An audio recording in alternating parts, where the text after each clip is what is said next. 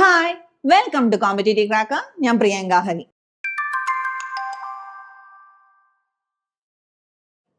High court assistant പരീക്ഷയിൽ വളരെ important ആയിട്ടുള്ള ഒരു ഭാഗവുമായി സംബന്ധിച്ചിട്ടുള്ള ഒരു വീഡിയോ ആണ് നമ്മൾ ഇന്ന് ചെയ്യുന്നത്. ഏതായിരിക്കും ആ ഭാഗം എന്ന് പറയുന്നത്? മാത്സിനെ കുറിച്ചാണ് ഞാൻ സംസാരിക്കുന്നത്. മാത്സ് ആൻഡ് റീസണിങ് 10 മാർക്കാണ് നമുക്ക് അവിടെ നിന്നും എക്സ്പെക്ട് ചെയ്യാവുന്നത്. നിങ്ങൾക്ക് എല്ലാവർക്കും അറിയാം മാത്സിന്റെ ഒരു ഗുണം എന്ന് പറയുന്നത് എന്താണ്?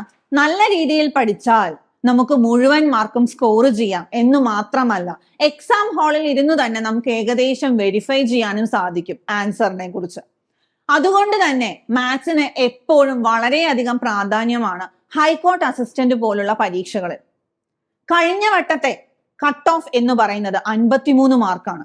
ഈ ഒരു 53 മാർക്കിൽ 10നുള്ള പ്രാധാന്യം ഞാൻ പറയേണ്ടതില്ല. അതുകൊണ്ട് തന്നെ കഴിഞ്ഞ വട്ടത്തെ കുറച്ച് ക്വസ്റ്റ്യൻസ് ആണ് നമ്മൾ ഇന്ന് ഈ വീഡിയോയിൽ ഡിസ്കസ് ചെയ്യാൻ പോകുന്നത്. ക്വസ്റ്റ്യൻസിലേക്ക് പോവാം. കുറച്ച് ഡിഫിക്കൽട്ട് ആണെന്ന് തോന്നുന്ന രീതിയിലുള്ള ചോദ്യങ്ങൾ തന്നെയായിരിക്കും. എങ്കിലും 10 ക്വസ്റ്റ്യന് നിങ്ങൾക്ക് ഏകദേശം 15 മിനിറ്റോളം സമയം എടുത്തു തന്നെ ചെയ്യാൻ അവിടെ നിങ്ങൾക്ക് സാധിക്കും. ബാക്കി സമയം മാത്രം മതി ആ ഒരു 90 ക്വസ്റ്റ്യൻസ് ചെയ്യാൻ. അങ്ങനെ ടൈം മാനേജ് ചെയ്ത് ചെയ്യുകയാണെങ്കിൽ നിങ്ങളുടെ കയ്യിൽ 10 മാർക്ക് വളരെ സുരക്ഷിതമായിരിക്കും. സോ നമുക്ക് ക്വസ്റ്റ്യനിലേക്ക് പോവാം. First question is in a cricket match 5 batsmen B1, B2, B3, B4 and B5 scored an average of 38 runs. B4 scores 7 more than B5. B5 scores 8 less than B1. B2 scores as many as B4 and B5 combined. B2 and B3 combined scores 109. How many runs did B5 score? ഇത് വായിക്കുമ്പോൾ നമുക്കൊരു lengthy question ആയി തോന്നും, അതുപോലെ complicated ആണെന്നൊക്കെ തോന്നും. പക്ഷെ ഇവിടെ നമുക്ക് ജസ്റ്റ് വേണ്ടത് രണ്ട് കോൺസെപ്റ്റ് ആണ്. ആവറേജ് എന്നുള്ള കോൺസെപ്റ്റും സിമ്പിൾ അരിത്തമെറ്റിക്കും. നമുക്ക് നോക്കാം. ജസ്റ്റ് പറഞ്ഞ കാര്യങ്ങൾ അതുപോലെ നമുക്ക് ഇക്വേഷൻ ആയിട്ട് എഴുതി നോക്കാം. B1 plus B2 plus B3 plus B4 plus B5 divided by 5. Average എന്ന് വെച്ചാൽ എന്താ? Sum divided by number of observation, which is equal to 38. അതിനർത്ഥം എന്താ? B1 plus B2 plus B3 plus B4 plus B5 equal to 38 into 5, which is 190. So നമുക്ക് എല്ലാ ബാറ്റ്സ്മാന്റെയും total runs എന്ന് പറയുന്നത് 190 ആണെന്ന് കിട്ടി. ഇനി ഇവിടെ പറഞ്ഞിരിക്കുന്ന കാര്യങ്ങൾ ജസ്റ്റ് ഒന്ന് റൈറ്റ് സൈഡ് എഴുതി നോക്കുക. B4 scores 7 more than B5. അതായത് B5ക്ക് എത്ര റൺസ് കിട്ടിയോ അതിനേക്കാളും 7 റൺസ് കൂടുതലാണ് B4ന്. That is B5 plus 7. അടുത്തത് B5 scores 8 less than B1.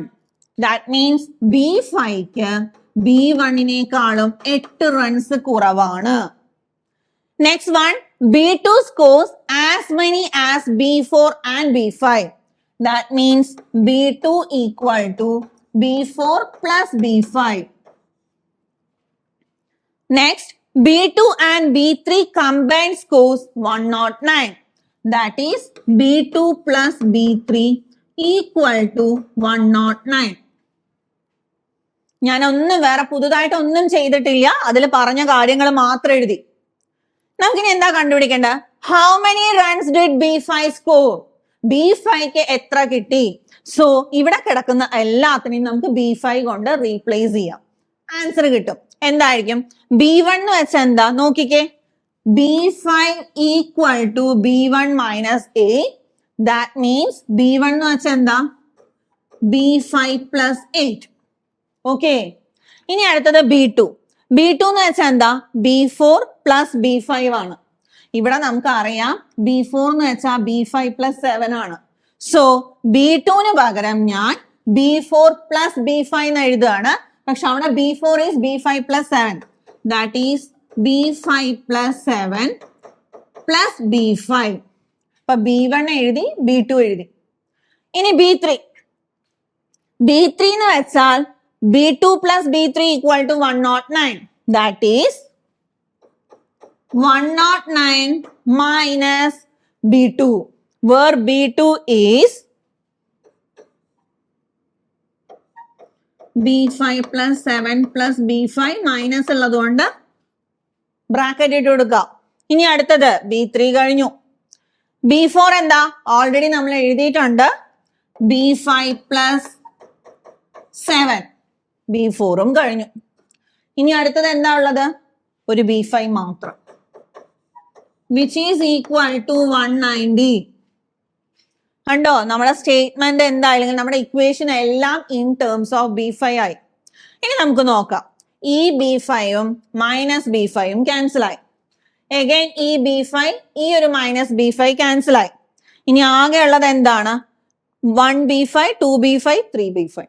That means ഞാൻ ഇവിടെ എഴുതാം 3B5 equal to 190 minus 109 minus 8 minus 7. Okay, അത് നമുക്ക് എത്രയായിരിക്കും ആൻസർ കിട്ടുന്നുണ്ടാവുക?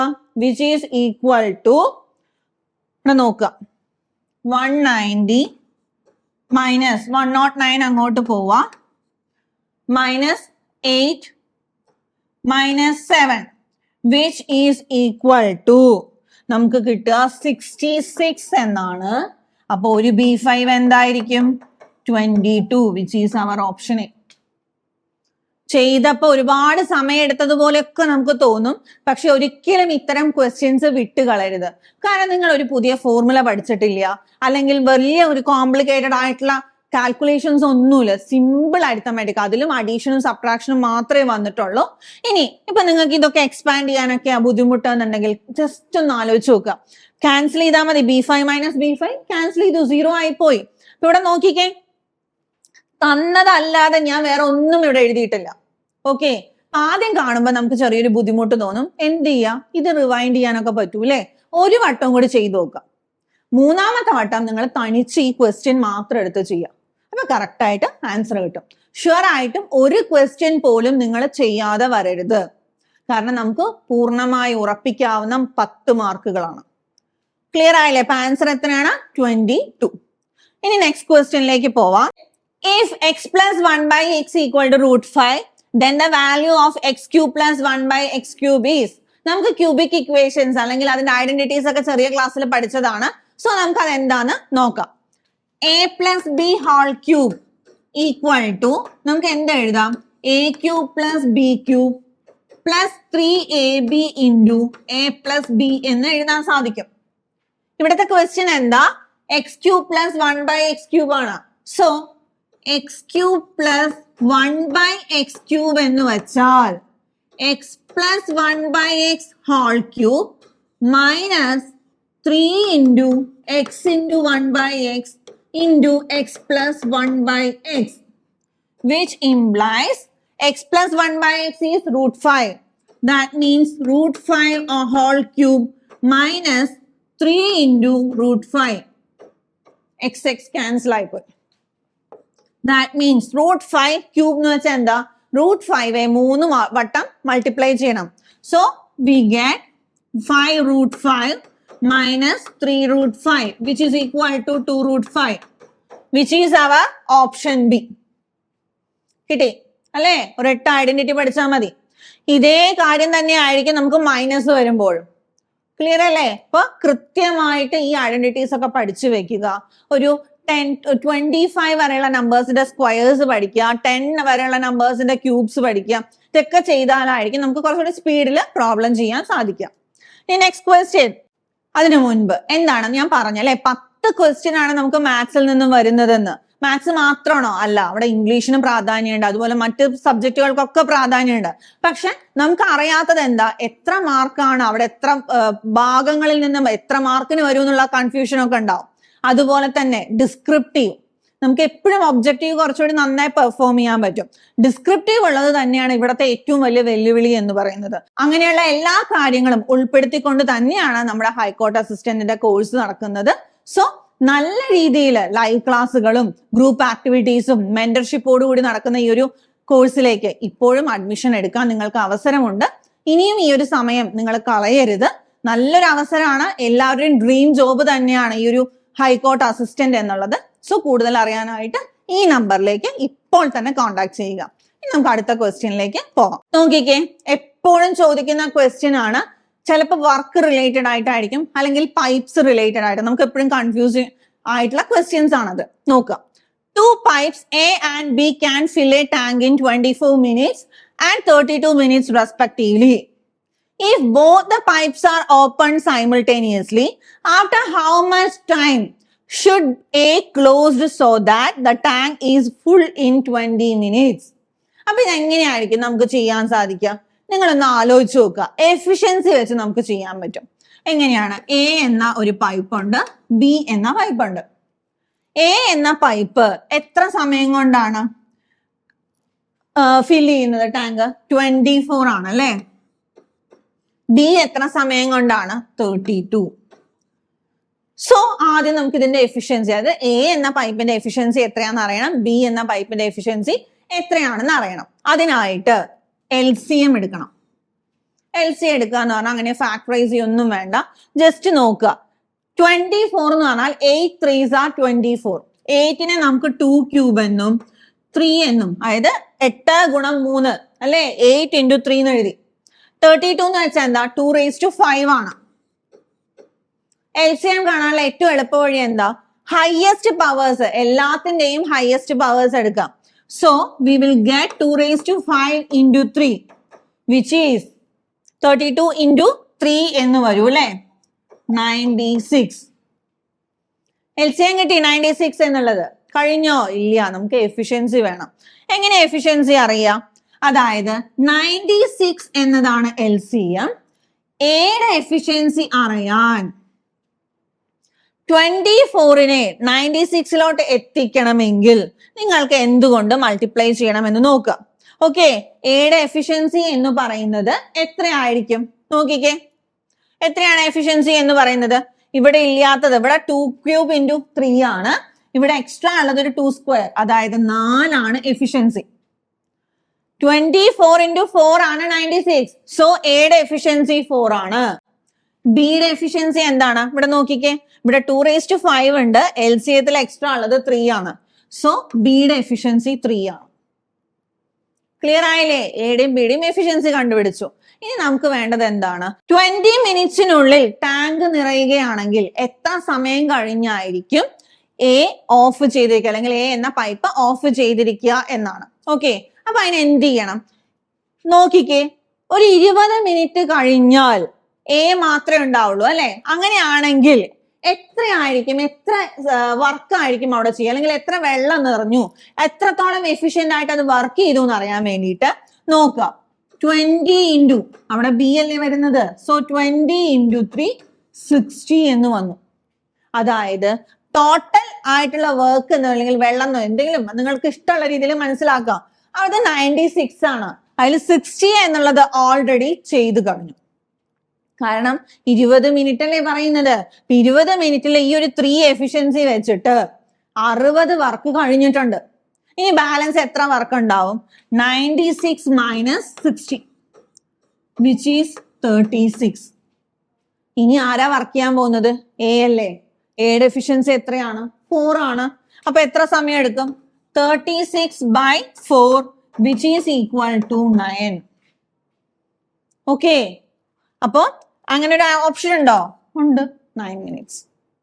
ഒന്നുകൂടി ഞാൻ പറയാം. നമ്മുടെ ക്വസ്റ്റ്യൻ ഇതായിരുന്നു, എയും ബിയും കൂടി, അല്ലെങ്കിൽ എ തനിച്ച് 24 മിനിറ്റ് വർക്ക് ചെയ്യുന്നു, അല്ലെങ്കിൽ ബി തനിച്ച് 32 മിനിറ്റ് വർക്ക് ചെയ്താൽ ഒരു ടാങ്ക് നിറയുന്നു എങ്കിൽ if both the pipes are open simultaneously, ഒരുമിച്ച് തുറന്ന്, how much time should be A B closed so that the tank is full in 20 minutes അല്ലേ? അപ്പൊ എന്ത് ചെയ്തു? നമ്മള് എഫിഷ്യൻസി കണ്ടുപിടിച്ചു. എയുടെ എഫിഷ്യൻസി കണ്ടു, ബിയുടെ എഫിഷ്യൻസി കണ്ടു. 20 മിനിറ്റ് കൊണ്ട് അവര് ചെയ്ത വർക്ക് ആരായിരിക്കും? എ പിന്നീട് ക്ലോസ് ചെയ്യുന്നുള്ളൂ. സോ ആ സമയങ്ങളിൽ 20 മിനിറ്റ് മാത്രം വർക്ക് ചെയ്തത് ആരായിരിക്കും?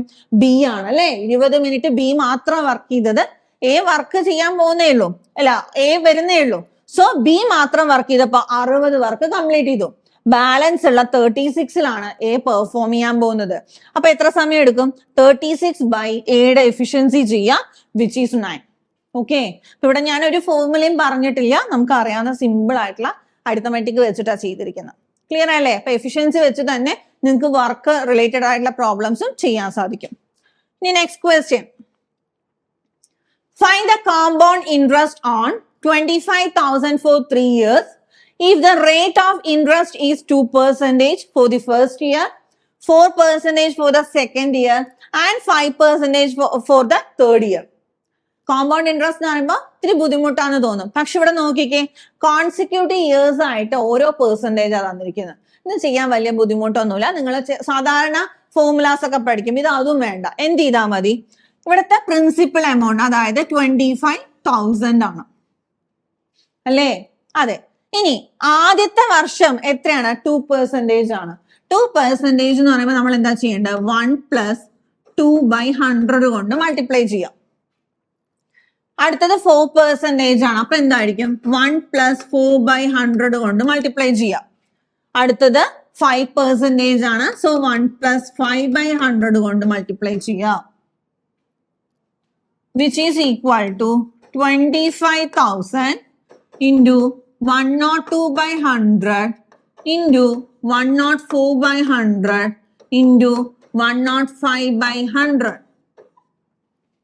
ഇത് സിംപ്ലിഫൈ ചെയ്താൽ നിങ്ങൾക്ക് അറിയാം, ഈ 0 ക്യാൻസൽ ആയി, ഇവിടെ ക്യാൻസൽ ആയി, 5ലാണ് എല്ലാം നിങ്ങൾ ചെയ്യാം. സിമ്പിൾ അരിത്തമാറ്റിക് ആണ്.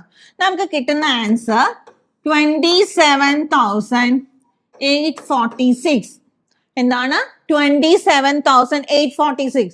നമുക്കറിയാം സിമ്പിൾ ഇൻട്രസ്റ്റിനെ അപേക്ഷിച്ച് കോമ്പൗണ്ട് ഇൻട്രസ്റ്റിൽ പ്രോബ്ലം ചെയ്യുമ്പോൾ നമുക്ക് കിട്ടുന്ന ഫൈനൽ എമൗണ്ട് എന്ന് പറയുന്നത് നമുക്ക് ആകെ കിട്ടുന്ന തുകയാണ്. ഫൈനൽ എമൗണ്ട് തന്നെയാണ്, അവിടെ ഇൻട്രസ്റ്റ് മാത്രമല്ല കിട്ടുക. സോ ഇതിൽ അഡീഷണൽ ആയിട്ട് വരുന്ന അല്ലെങ്കിൽ അഡീഷണലി വരുന്ന എമൗണ്ട് ആണ് ഇൻട്രസ്റ്റ് എമൗണ്ട്. 27,846 നമുക്ക് കിട്ടി. എത്രയാണ് ഇൻവെസ്റ്റ് ചെയ്തത്? എത്രയാ? 25,000 ആണ് അല്ലേ? 25,000. അപ്പൊ ഇതിൽ എക്സ്ട്രാ വന്നത് എത്രയാണ്? ഇതിൽ നിന്ന് 25,000 മൈനസ് ചെയ്യാം.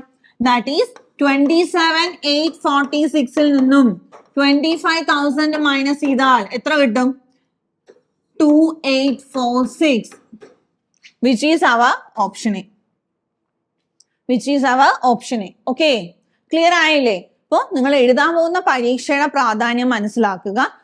നിങ്ങൾക്ക് ഈ പ്രോബ്ലം ഒക്കെ മനസ്സിലായി കാണും. നിങ്ങൾ എഴുതാൻ പോകുന്ന ഒരു പരീക്ഷ എന്ന് പറയുന്നത് സാധാരണ ഒരു PSC ലെവലിലുള്ള എക്സാം അല്ല. അതുകൊണ്ട് തന്നെ എപ്പോഴും നല്ല സ്റ്റാൻഡേർഡ് ഉള്ള ക്വസ്റ്റ്യൻസ് തന്നെ എക്സ്പെക്ട് ചെയ്യണം. ഇപ്പൊ കാണുമ്പോൾ ചിലപ്പോൾ നിങ്ങൾക്ക് ഒരു പേടിയൊക്കെ തോന്നും, എങ്ങനെയാണ് ഇത് പഠിച്ചെടുക്കുക എന്നുള്ളത്.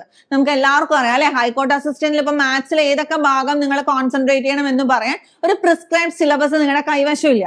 പക്ഷെ നമുക്ക് എന്ത് ചെയ്യാം? നമ്മുടെ മുന്നിൽ കുറെ റെഫർ ചെയ്യാൻ പറ്റുന്ന മെറ്റീരിയൽസ് ഉണ്ട്, എക്സാംസ് ഉണ്ട്. ഇപ്പൊ PSC ആണെങ്കിൽ പോലും ഡിഗ്രി ലെവൽ മാത്സിലെ സിലബസ് നമുക്ക് ഫോളോ ചെയ്യാം. ബാങ്ക്, SSC പോലുള്ള പരീക്ഷകളിലെ മാത്സ് നമുക്ക് ഫോളോ ചെയ്യാം. സോ നിങ്ങൾ ഒരിക്കലും ചെറിയ ഒരു ഡിഗ്രി ലെവലിലെ വളരെ എളുപ്പത്തിൽ കിട്ടുന്ന ക്വസ്റ്റ്യൻസ് അല്ല ചെയ്യേണ്ടത്. അത് നിങ്ങൾക്ക് പ്രാക്ടീസ് ചെയ്യാൻ യൂസ് ചെയ്യാം. പക്ഷേ നമ്മൾ പഠിച്ച് നല്ല രീതിയിൽ ഇംപ്രൂവ് ചെയ്ത് നല്ല ഹയർ ലെവൽ ക്വസ്റ്റ്യൻസ് തന്നെ ചെയ്യണം. എക്സാമ്പിൾ പറയുവാണെങ്കിൽ അലിഗേഷൻ മെത്തേഡ് യൂസ് ചെയ്തിട്ട് ചില പ്രോബ്ലംസ് വെൻ ഡയഗ്രാംസ് ഒക്കെ യൂസ് ചെയ്ത് ചെയ്യേണ്ടി വരും റീസണിങ് ഒക്കെ വരുന്ന സമയത്ത്. സോ അത്തരം ക്വസ്റ്റ്യൻസ് പ്രാക്ടീസ് ചെയ്യുക, എങ്കിൽ മാത്രമേ നമ്മുടെ കയ്യിൽ ആ 10 മാർക്ക് സേഫ് ആയിരിക്കുള്ളൂ. ഓക്കെ, അപ്പം ഇത്തരം ക്വസ്റ്റ്യൻസ് തന്നെയാണ് നമ്മൾ നമ്മുടെ സ്റ്റുഡൻസിന് പ്രൊവൈഡ് ചെയ്യുന്നത്. ലൈവ് ക്ലാസ്സുകളിൽ ഈ ഒരു നിലവാരത്തിലുള്ള ക്വസ്റ്റ്യൻസ് തന്നെയാണ് പ്രാക്ടീസ് ചെയ്യുന്നത്. സോ ലൈവ് ക്ലാസ്സുകളിലൂടെ നിങ്ങൾക്ക് എന്താ ഗുണം എന്ന് വെച്ചാൽ നിങ്ങളുടെ ആ ഒരു സബ്ജക്ട് മാറ്റർ എക്സ്പേർട്ട് നേരിട്ടാണ് നിങ്ങളുമായിട്ട് സംസാരിക്കുന്നത്. അതുകൊണ്ട് തന്നെ നിങ്ങൾക്ക് ഏത് നിലവാരത്തിലുള്ള ഡൗട്ടും ക്ലിയർ ചെയ്യാൻ സാധിക്കും. ഈ ക്വസ്റ്റ്യൻ കാണുമ്പോൾ പലർക്കും ഒരു ഭയം തോന്നുന്നുണ്ടാവും, അയ്യോ എന്നെ കൊണ്ട് പറ്റുമോ എന്നുള്ളത്.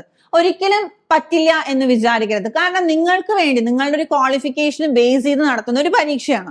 നമുക്ക് ആദ്യം ഇത് ബുദ്ധിമുട്ടാണെങ്കിലും പതിയെ അത് ശരിയായി വന്നോളും. അതിന് എന്ത് ചെയ്യണം? ബേസ് തൊട്ട് പഠിക്കണം.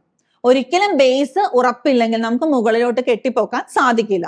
അതുകൊണ്ട് ബേസ് ലെവൽ തൊട്ട് തന്നെയാണ് എല്ലാ സബ്ജക്റ്റും നമ്മൾ ക്ലാസ് എടുക്കുന്നത്. സോ മാത്സ് എന്നുള്ളത് നിങ്ങൾ ഭയപ്പെടേണ്ട ആവശ്യമില്ല. വളരെ നല്ല രീതിയിൽ നിങ്ങൾക്ക് ഫുൾ മാർക്ക് സ്കോർ ചെയ്യുന്ന രീതിയിൽ തന്നെയാണ് ക്ലാസ്സുകൾ നടക്കുന്നത്. സോ അതുകൊണ്ട് തന്നെയാണ് CCയിൽ ഇത്രത്തോളം റിസൾട്ടുകൾ. ഇത് വളരെ കുറച്ചു പേരെ മാത്രമാണ് നമ്മൾ ഈ ഒരു പോസ്റ്ററിൽ ഉൾപ്പെടുത്തിയിരിക്കുന്നത്. അതും ഒരു മുന്നിൽ വന്ന റാങ്കുകാരൻ. ഈ രീതിയിൽ ക്ലാസ്സുകൾ നടത്തിയത് കൊണ്ട് തന്നെയാണ് നമുക്ക് ഇത്രത്തോളം നല്ലൊരു റിസൾട്ട് ഉണ്ടാക്കിയത്.